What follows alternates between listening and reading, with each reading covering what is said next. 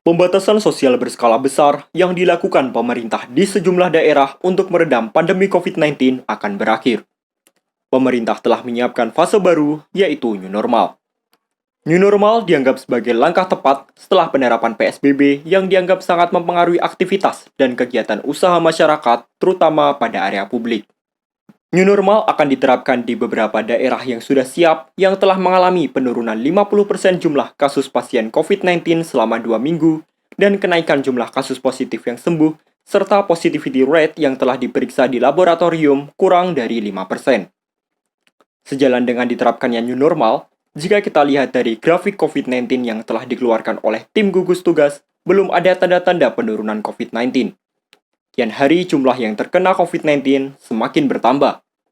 Pendekatan daerah yang siap adaptasi kebiasaan harus menggunakan pendekatan dari kondisi epidemiologi daerah, surveillance kesehatan masyarakat, dan pelayanan kesehatan yang harus dipenuhi kabupaten atau kota. Maka dari itu, pemerintah menghimbau kepada seluruh masyarakat untuk mengikuti protokol yang sudah dikeluarkan oleh Kementerian Kesehatan dan WHO. Protokol beradaptasi dengan tatanan normal baru ini yang sudah disiapkan oleh Kementerian Kesehatan ini disosialisasikan secara masif kepada masyarakat sehingga masyarakat tahu apa yang harus dikerjakan, baik mengenai jaga jarak, mengenai pakai masker, mengenai cuci tangan, mengenai dilarang berkerumun dalam jumlah yang banyak. Kalau ini sosialisasi ini betul-betul bisa kita lakukan secara masif, saya yakin kurva R0 dan RT betul-betul bisa kita turunkan. Protokol kesehatan dalam penerapan New Normal wajib diikuti oleh masyarakat yang ingin berpergian, baik jarak dekat maupun jarak jauh. Perbandingan antara kapasitas penumpang transportasi umum saat pandemi COVID-19 dibagi beberapa jumlah persen sesuai dengan zona daerah tersebut. Untuk zona hijau, penumpang tidak lebih dari 85% dari total keseluruhan tempat duduk. Pada zona kuning dan orange, tidak lebih dari 75% penumpang. Dan untuk zona merah, bus dilarang beroperasi. Kapal laut dalam zona merah hanya menampung 50% penumpang, pesawat hanya boleh 70% penumpang, kereta 45% untuk perkotaan dan 70% untuk antar kota dan lokal. Selain itu, untuk ojek daring dalam zona hijau dan kuning saja yang boleh angkut penumpang. Zona merah dan orange hanya boleh mengangkut barang. Nah, bagi daerah-daerah yang telah diberikan pelonggaran, mohon sekali lagi, pimpinan di daerah, seluruh komponen masyarakat harus bersatu, harus bekerja sama, laksanakan semua kegiatan yang sifatnya koordinasi dan komunikasi dengan baik. Libatkan tokoh-tokoh non-formal, agar apa-apa yang harus dilakukan ini menjadi bagian yang tidak terpisahkan.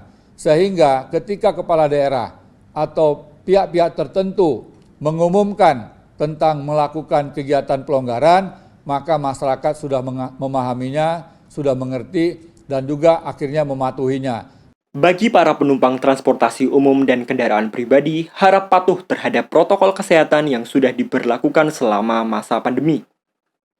Penerapan dalam pembatasan jumlah penumpang dalam kapasitas tempat duduk dan penerapan physical distancing dimulai dari persiapan perjalanan, selama perjalanan, dan saat sampai tujuan.